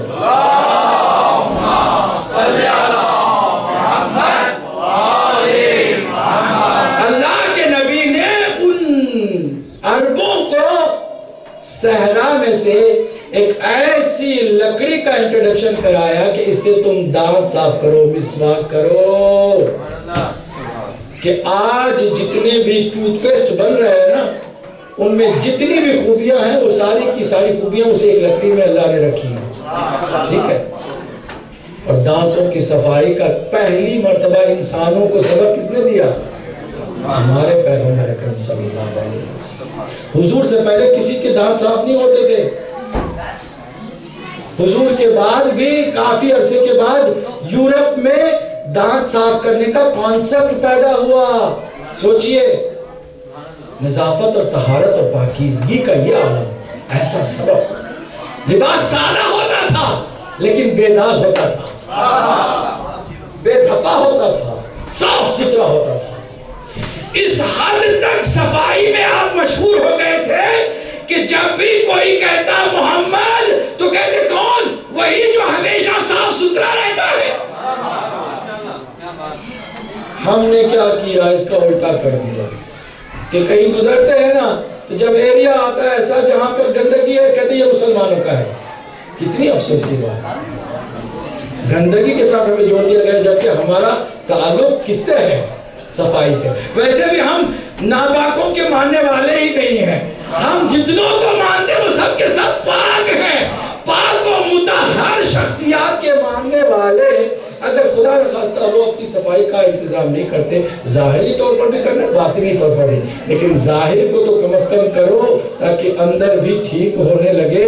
اگر ظاہری ٹھیک نہیں ہے، بعض لوگ کہتے ہیں، ایک صاحب کو میں نے دیکھا بڑی نیٹری کرتے ہیں، بہت بڑی باتیں کرتے ہیں، حلیہ ان کا بگڑا ہوا، داڑھی کبھی انہوں نے ٹھیک کی نہیں، اس کی اصلاح کی نہیں، دانت کبھی صاف کیے نہیں، کہتے ہیں میں بہت میں نے پیچھے دیکھا اتنا میل تھا. میں نے کہا خدا کے بندے تم لیڈر بعد میں بننا, پہلے تم انسان بن جاؤ, یہ صفائی کیوں نہیں کرتے؟ کہتے ہیں کہ بھائی دل میں صفائی ہونی چاہیے. میں نے کہا جب ظاہر نہیں کر سکتے تو دل میں خاک کرو گے؟ دل میں تو اور مشکل کام ہے, ظاہر تو آسان ہے. جب آسان کام تم سے نہیں ہو سکا تو کیا مشکل کام تم سے ہوگا؟ یہ کوئی بات ہوئی کہ ظاہر کو تم نے چھوڑ دیا؟ بہترین صاف ستھرا پانی بھی اگر آپ گندے گلاس میں ڈال کے دیں گے تو کوئی پیے گا نہیں. دل بھی صاف ہونا چاہیے, لیکن ہمارا ظاہری اولیاء بھی ٹھیک ہونا چاہیے. آپ کو اپڈیٹ ہونا چاہیے, آپ کو اپ ٹو ڈیٹ. اسی لیے لباس کے معاملے میں اللہ کے نبی نے کوئی پابندی نہیں لگائی کہ ایسے ہی لباس پہنو, نہیں. ہر زمانے میں اس کا ماڈل چینج ہوتا رہے گا, تم اپنے زمانے کے ماڈل کے ساتھ چلتے رہو. تم کو اپڈیٹ ہونا ہے ہر اعتبار سے بھی. یہ نہیں کہ جو دقیانوسی ہے, جو کنزرویٹو ہے, وہ میرا چاہنے والا نہیں. میرا چاہنے والا وہ ہے کہ جو زمانے کے ساتھ ساتھ چلے. توجہ کیجئے. تیسری چیز ہو گئی. چوتھی چیز جس سے آپ اتنے مشہور ہو گئے کہ لوگ جب آپ کا نام لیتے تھے تو کہتے کیا وہی ہے کہ جو فقیروں کی ہمنشینی کو پسند کرتا ہے. یاد رکھیے کہ اس وقت طبقاتی نظام بہرحال عرب میں تھا. خاندانی طور پر جو سب سے زیادہ شریف خاندان کا ہوتا تھا ان کا پلہ بھاری ہوتا تھا, ان کا چلنا اٹھنا بیٹھنا دوسروں سے مختلف ہوتا تھا. اور پورے عرب کے قریش مانتے تھے کہ جو بنی ہاشم کا خاندان ہے نا وہ سب سے سپیریئر ہے. جو مشرک تھے وہ بھی مانتے تھے ان سے بڑا کوئی خاندان نہیں ہے. دیکھیے اگر کوئی پست خاندان سے ہو اور غریبوں اور مسکینوں کے ساتھ بیٹھ کے کھائے تو تعجب کی کوئی بات ہی نہیں تھی. کہتے ہیں انہی میں سے وہ ہے تو کھائے تو کیا ہو گیا. لیکن نبی مکرم سب سے عظیم خاندان سے ہو کر بھی مسکینوں کے ساتھ بیٹھتے تھے تو یہ تعجب کی بات ہوتی ہے. یہ فقیروں کے ساتھ فرماتے تھے الفقر فخری, فقر اور غریبی میرا فخر ہے. دیکھیے دونوں لفظ ہیں فقر اور فخر. الفقر فخری, فقر میرا فخر ہے, میرا افتخار ہے, میرا پرائڈ ہے. I'm proud of being poor. Being poor is not a bad thing. کتنی چیز ہو گئی؟ اب ذرا آپ کی سماعت کو آ گیا ہے زبان سننے کی. محمد وآل محمد بلند تر صلوات. اللہم صلی علی محمد جلدی مکمل کرو. پانچویں آخری چیز حسن خلق. آپ کا انداز اٹھتے ہوئے بیٹھتے ہوئے ملتے ہوئے ہمیشہ باقاعدہ باادب انداز میں خلق کا نمونہ تھا, اخلاق کا نمونہ تھا. زبان سے جملہ کوئی ایسا نہیں نکلتا جس سے کسی کو تکلیف پہنچے. ہر ایک اشارے میں لوگوں کے دل توڑ دیتے, معمولی اشارہ کر کے کسی کا دل توڑ دیتے.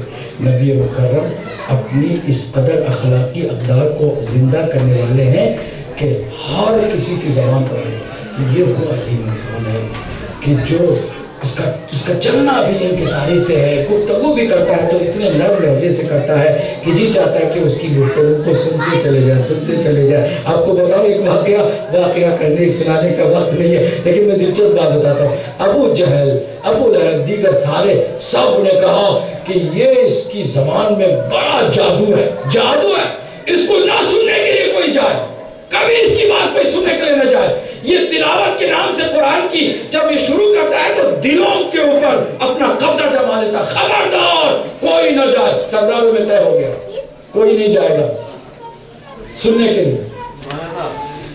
رات ہوئی تو ہر کسی کے دل میں وسوسہ تو کوئی نہیں ہوگا میں چلا جاؤں, کوئی نہیں جا رہا تو میں چلا جاؤں. یہ اتھینٹک ہے, میں بتا رہا ہوں.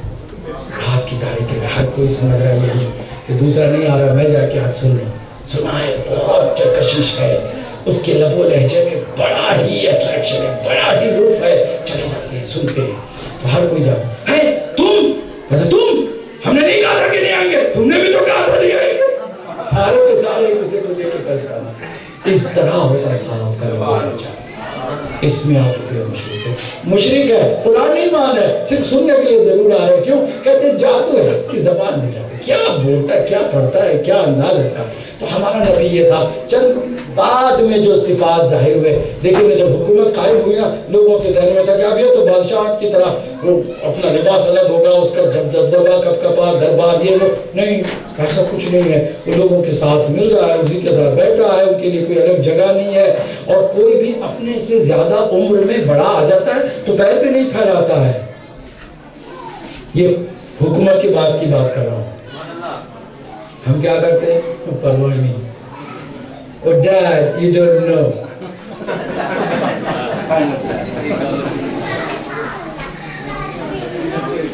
Your time is expired, Dad. Oh, you know better? Yes, I know. کیسے ہم آسانی کے ساتھ بزرگوں کو نیگلیکٹ کر دیں گے؟ لیکن اللہ کا نبی نہیں. بزرگ آ رہا ہے، بڑا آ رہا ہے، جاہل ہے، پھر بھی وہ آتا ہے تو اپنے پیر نہیں پھیلاتا. وہ آتا ہے تو کھڑے ہو جاتے ہیں.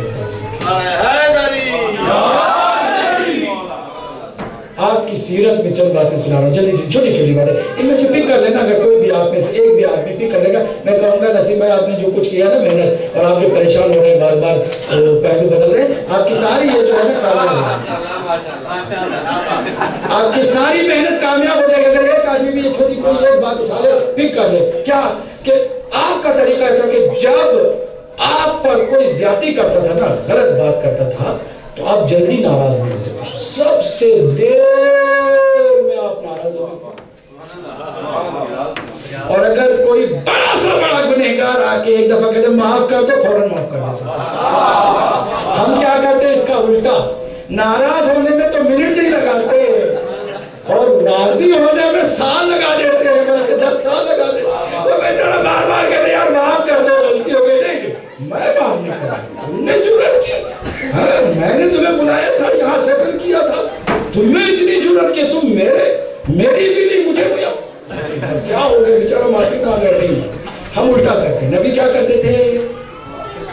سب سے دیر میں ناراض ہوتے تھے اور فوراً راضی ہو جاتے. ہمیں ایسی ایک چیز کو اٹھا کے چاہیے. آج ہم اس محفل سے اٹھائے نا تو امام جعفر صادق کی روح بھی شاد ہوتی ہے.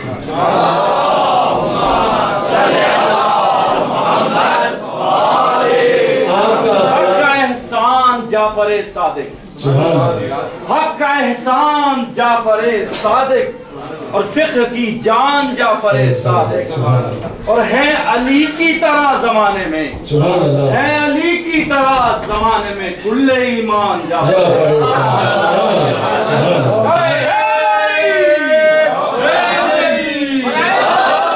آپ کو یقین دلاتا ہوں 5 نہیں بجاؤں گا انشاءاللہ.